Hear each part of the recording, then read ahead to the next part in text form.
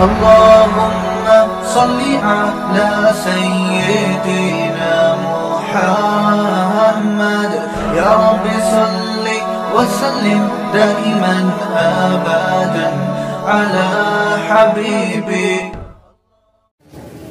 اس وقت کی صورتحال میں جو میں نے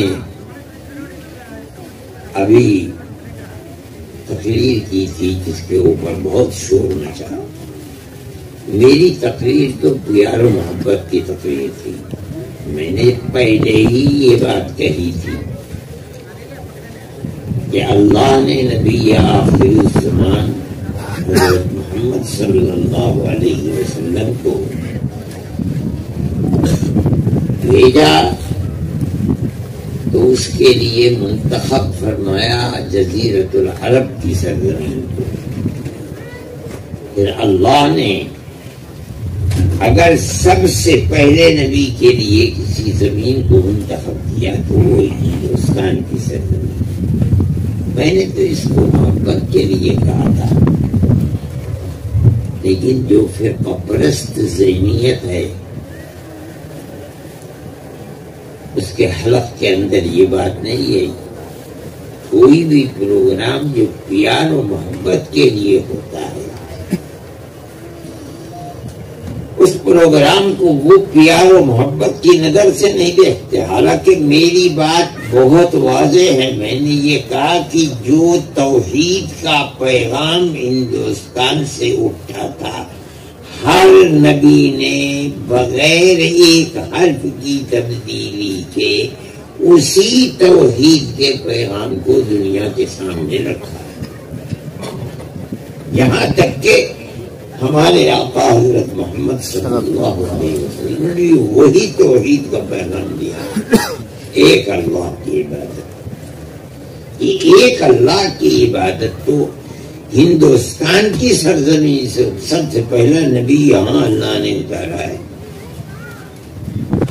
یہ اتنی واضح بات ہے، اتنی کھلی ہوئی بات ہے کہ اس میں کسی کو کوئی تردد نہیں، مگر اللہ نے عقل کے اوپر اس طرح پردہ ڈال دیا ہے کہ وہ اس کو یہ سمجھتے کہ ہم نے ان کی توہین کی.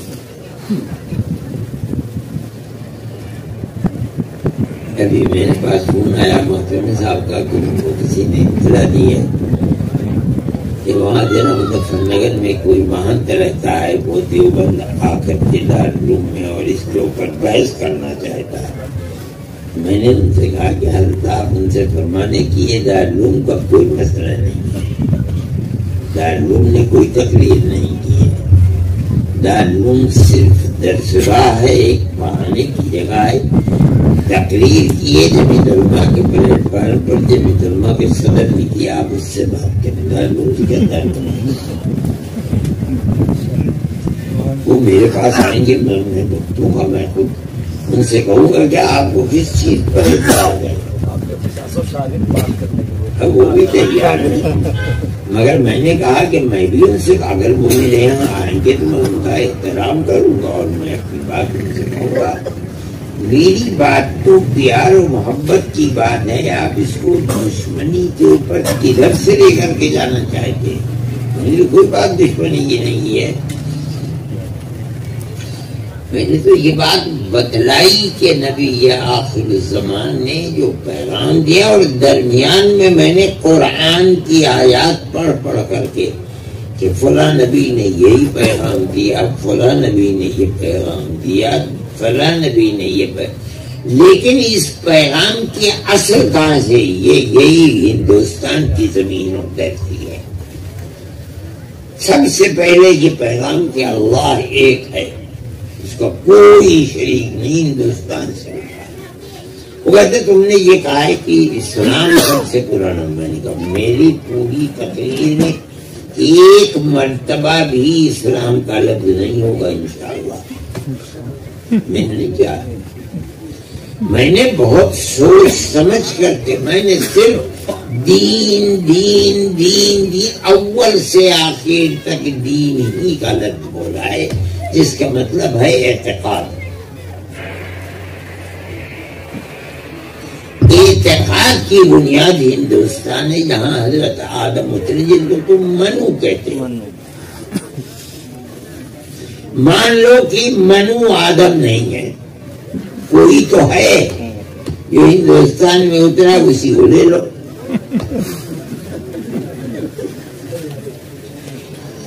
اس لیے میں نہیں سمجھتا ہوں یہ وہی ہے، وہ دماغ ہے یہ.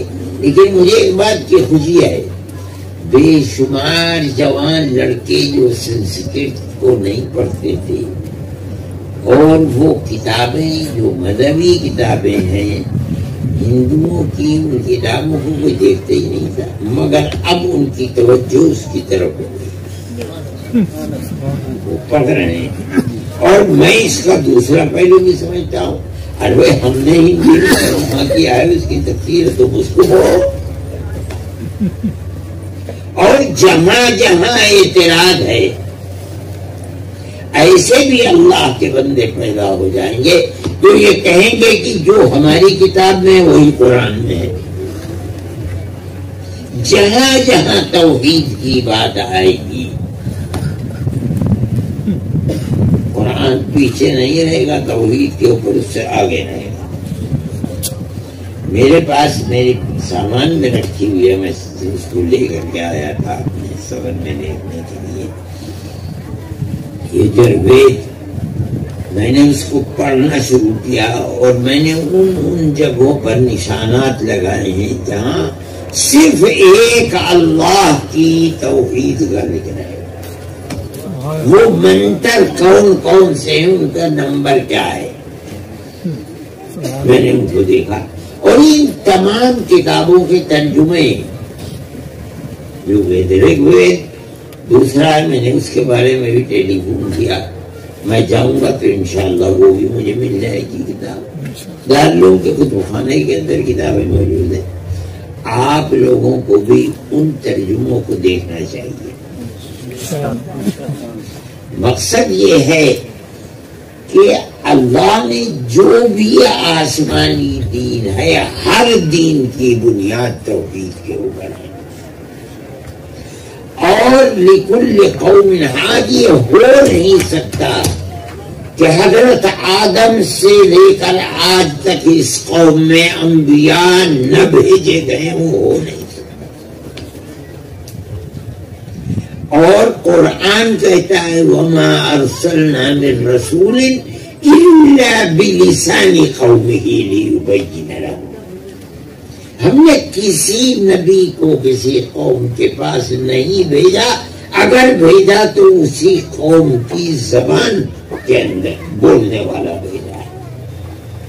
کوئی عرب کا آدمی یہاں سنسکرت بولنے والوں کے درمیان میں عادی بن کر کے نہیں آئے گا. یہاں کا سنسکرت بولنے والا عرب کے اندر ہادی بن کر نہیں جائے گا. قوم کے پاس بھیجا ہے، ساری دنیا کے پاس نہیں بھیجا. یہ ساری دنیا کے پاس نبی بھیجنا یہ صرف نبی آخر الزمان ہے. وہ جو جن کو دو منو کہا جاتا ہے، دوسرا منو، اس لیے کہ پہلے منو آئے ان سے نسل چلی، اس کے بعد شیش آئے. جب نسل ادھر ادھر ہونے لگی اللہ نے دوسرا نبی بھیج دیا. اس کے بعد وہ گئے راستہ بتا کر کے، اللہ نے پھر قوم ادھر ادھر ہوئی. تیسرا ہر نبی نے وہی چراغ جلایا جو پہلے نبی نے جلایا تھا. اب اس کے بعد آئے ہیں دوسرے منو، یعنی حضرت نوح علیہ نبینا علیہ السلام. ان کے یہاں ہے جو چیز ہم حضرت نوح کے بارے میں قرآن کہتا ہے کہ وہ آئے اور انہوں نے 950 سال تعلیم دی، لوگوں نے قبول نہیں کیا، انہوں نے بددعا کی، اور ایک ایسا طوفان آیا جس نے ساری دنیا کو ختم، جتنی بڑی بھی دنیا تھی. ان کی کشتی میں جو رہ گئے وہی بچے، ایک لڑکا کشتی سے باہر رہا ان کا، 3 لڑکے حام، سام، یافت یہ کشتی میں رہے۔ جب طوفان تھم گیا وہ لڑکا بھی اس طوفان کے اندر مر گیا۔ یہ قرآن کے اندر دکھ رہا ہے۔ 12ویں سپارے کے اندر آپ دیکھیں اس کو، 12ویں سپارے کے 3 اور 4 رکوع کو آپ پڑھیے، ترجمہ اس کا آپ کو ملے گا۔ وہ کہہ رہے ہیں اے اللہ یہ میرا لڑکا ہے، یہ میرے اہل میں سے ہے، اس کو بچا دیجیے۔ اللہ فرماتا لیس من اہلک انہ عمل غیر صالح، یہ اچھے کام کرنے والا نہیں ہے، تمہاری اولاد اچھے کام کرنے والی۔ یہ 3 بچے انہی سے دوبارہ نسل چلی ہے، وہ بھی اپنی قوم کی طرف بھیجے تو ایسے انا ارسلنا نوحا الى قومه ان انذر قومك من قبل ان يأتيهم عذاب الیم۔ ہر نبی کو قوم کے پاس بھیجا ہے۔ حضرت آدم تو اس وقت اولاد تھی نہیں، جو اولاد ہوتی رہی اسے سبب یہی بتلاتے رہے۔ میں نہیں کہتا ہوں کہ اسلام سناتن دھرم سے پہلا مذہب، میں نے کبھی یہ نہیں کہا۔ وہ کہتے خدا جانے کہاں سے کہتے ہیں، وہ جانے ان کا کامیاب۔ میں نے تو اسلام کا نام ہی نہیں لیا۔ اسلام تو 3 چیزوں کا مجموعہ ہے۔ اسلام مذہب، ایک تو عقیدہ کہ اللہ ایک ہے، اس کا کوئی ساجی اور شریک نہیں۔ دوسرے عبادات، نماز، روزہ، حج، زکوٰۃ۔ تیسرے معاشرت، معاملات، رہنا سہنا، آدمی اپنے ماں باپ کے ساتھ کیسے رہے، اپنی بیوی کے ساتھ کیسے رہے، بچوں کے ساتھ کیسے رہے، پڑوسیوں کے ساتھ کیسے رہے، دوسرے انسان کے ساتھ چاہے اس کا دھرم کچھ بھی ہو کیسے رہے۔ نہیں، آدمی نہیں، کتے کے ساتھ، بلی کے ساتھ کیسا معاملہ کرے۔ ان 3 چیزوں کا نام اسلام۔ میں نے کوئی بحث اسلام سے صرف ایک چیز، میں تو کہتا رہا دین دین، یعنی عقیدہ عقیدہ عقیدہ کہ اللہ ایک ہے، اس کا کوئی شریک نہیں۔ اور تم کہتے ہو کہ اللہ کو اوم کہا جاتا ہے، میں نے بار بار اوم کا نام لیا ہے۔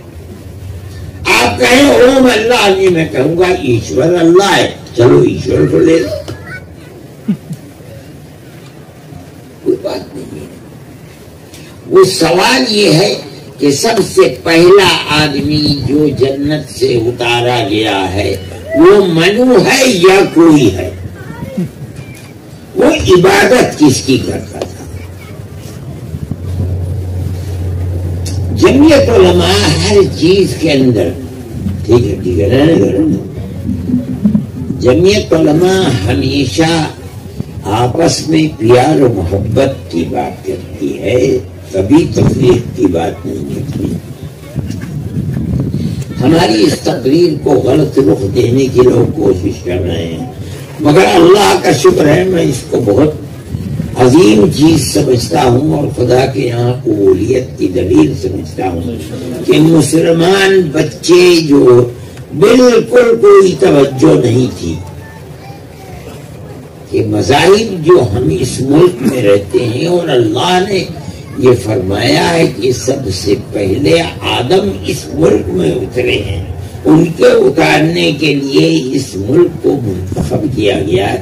تو یہ دیکھیں کہ ہے کیا چیز مطلب یہ، اور ہندو مخالفت کرتے ہیں اسلام کی، وہ دیکھیں اسلام تعلیم کس چیز کی ہے۔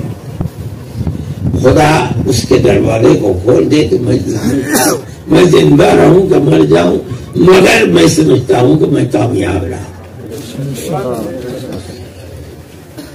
جمعیت علماء کبھی بھی لڑائی جھگڑے کی بات نہیں کرتی۔ ہمیں کوئی برا کہتا ہے ہم اپنی گردن کو جھکا لیتے ہیں، ایک ہو برا کہوں، ہم کسی کو برا کہنے دیتے ہیں۔